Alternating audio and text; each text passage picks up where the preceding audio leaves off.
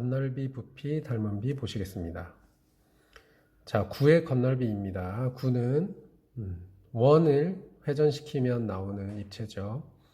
자, 그 구의 건널비는 원의 넓이의 4배다 라고 생각하시면 될 것 같고요. 자, 이를 적분하면은 R로 적분을 하면 3분의 4 파이 R의 세제곱 나오죠. 이게 구의 부피다 라고 생각하시면 되겠습니다. 자, 원기둥의 옆넓이 봅시다. 밑넓이야 뭐 원이니까 파이 R의 제곱일 거고요.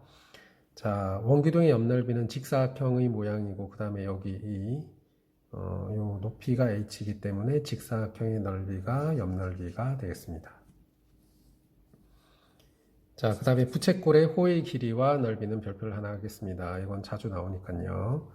자, 부채꼴의 호의 길이는 반지름이 r이고 그 다음에 중심이 세타인 부채꼴의 호의 길이는 r 세타다라고 얘기할 수 있겠고요.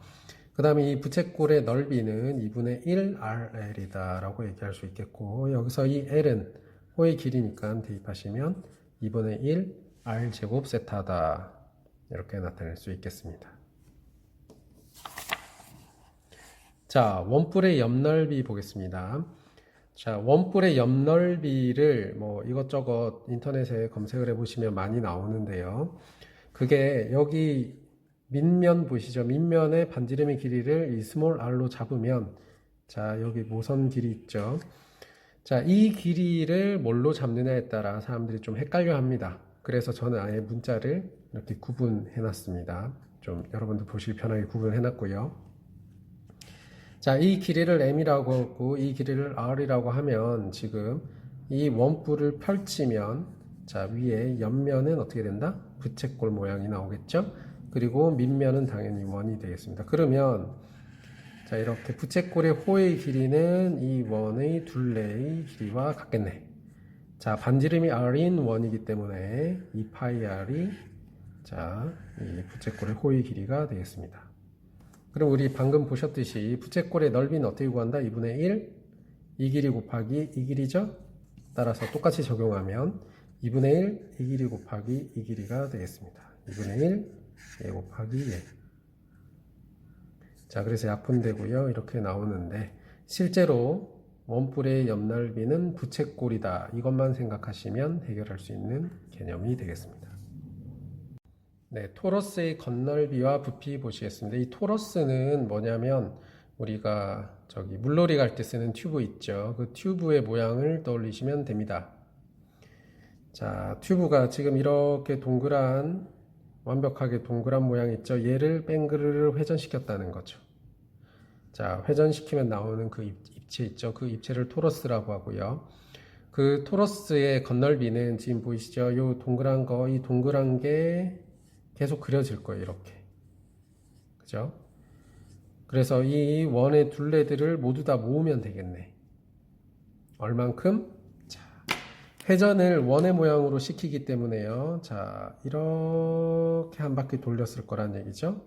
그래서 이렇게 한 바퀴 돌렸으니까 이 길이를 A로 잡았습니다. 그래서 2파이 A가 되고요. 그 다음에 방금 전에 이렇게 동그라미한 요 원주로 이렇게 둘러싸이니까 그 건널비는 이 동그란 작은 원주에다가 이 파란색 둘레를 곱하시면 되겠습니다. 자, 부피는요, 여기 아까 빨간색 원의 원주가 아니라 넓이가 되겠죠? 이 넓이들을 다 모으면 되겠습니다. 그러면 튜브의 부피가 나오겠네. 그래서 자, 원의 넓이에다가 이제 똑같이 2파이를 곱하시면 되겠습니다. 자, 관련 읽을 거리 보시겠습니다. 자, 이 부분은요, 우리가 무한급수 파트에서 해마다 수능에 나오는 문제고요. 자, 도형이 같은 모양이 계속 반복이 되면서 작아집니다. 개수는 늘어날 수 있어요. 어쨌든 크기는 작아지고요. 그렇게 끝없이 작아졌을 때 걔네들의 넓이의 합이라든가 부피의 합, 길이의 합 이런 것들을 계산하는 문제가 되겠습니다. 그러면 끝없이 작아진다는 얘기는 뭐냐면 모양은 동일하면서 크기가 작아진다는 얘기죠.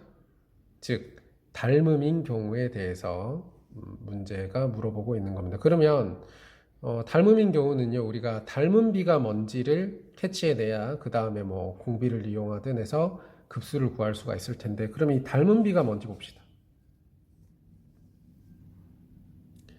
자, 간단히 말하면 닮음비는 길이비입니다. 넓이비, 부피비 아닙니다. 닮음비는 길이비입니다. 자, 봅시다.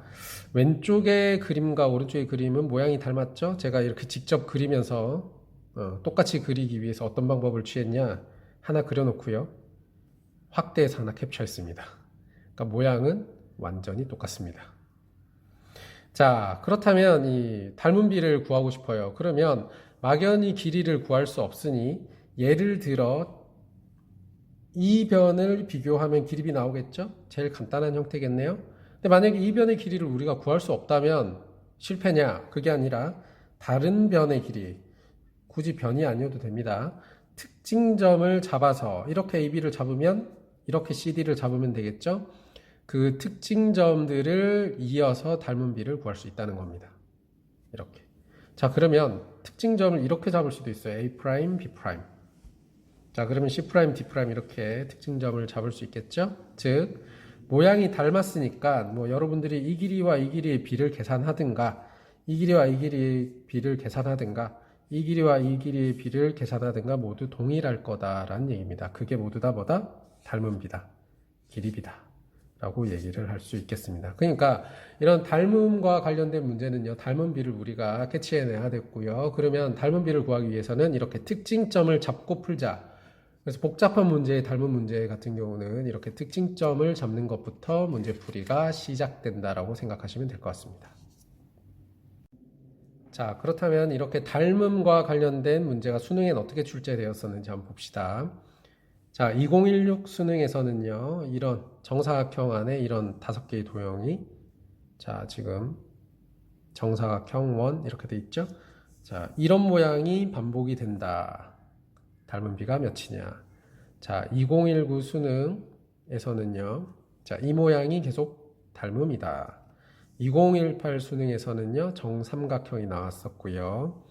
2017에서는 원과 정사각형이 나왔었네요. 이렇게 같은 모양이 계속 반복이 될 때, 자, 닮은 비가 얼마인지를 캐치해내야겠죠. 그러기 위해서는 지금 제가 다른 문제 푸는데 전략으로 사용한 게 지금 색깔을 좀 다르게 칠해놨는데 보이시나요? 특징점을 이렇게 정삼각형에 이렇게 두 점으로 잡았고 얘는 특징점을 이렇게 잡았네요. 여기는 이렇게 잡혀져 있고요. 이렇게 특징점을 잡아서 연결해서 닮은 비를 구하는 것부터 출발해야 된다입니다. 자, 밑에 봅시다. 특히 닮음인 두 도형의 닮은 비가 A 대 B예요. 그렇다면 넓이 B는 A제곱 대 B제곱이다. 그렇다면 부피 B는 A제곱 세제곱 대 B의 세제곱이 된다.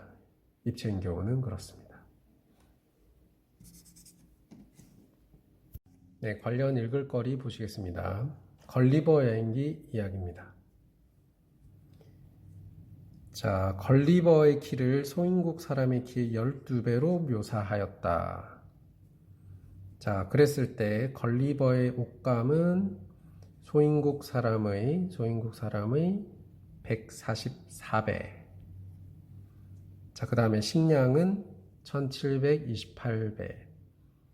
1728인분을 먹어야 된다라고 저수를 했거든요.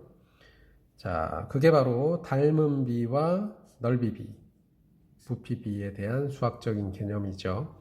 그러니까 수학적인 안목은 매우 뛰어납니다. 하지만 과학적인 부분에서는 좀 아니다라는 게 나와 있네요. 실제로는 부피와 식량은 정비례하는 건 아니다.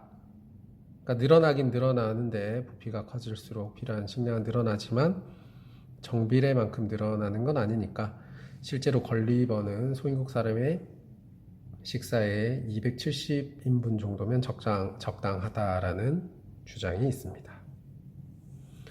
자, 그 다음에 관련 문제는요. 수능에 무한급수와 관련된 그리고 닮음이 들어간 문제는 정말 많고요.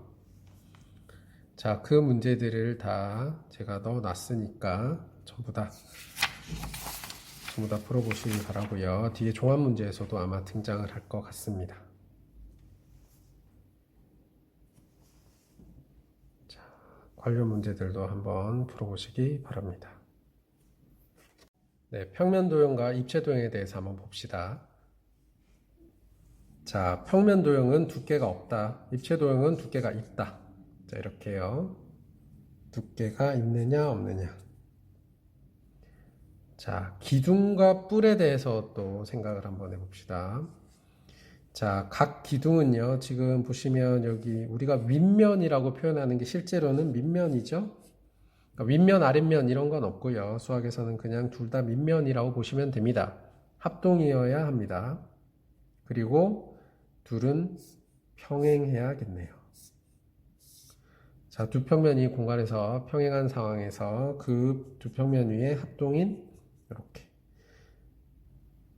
자, 그 다음에요. 옆면 같은 경우도요. 이렇게.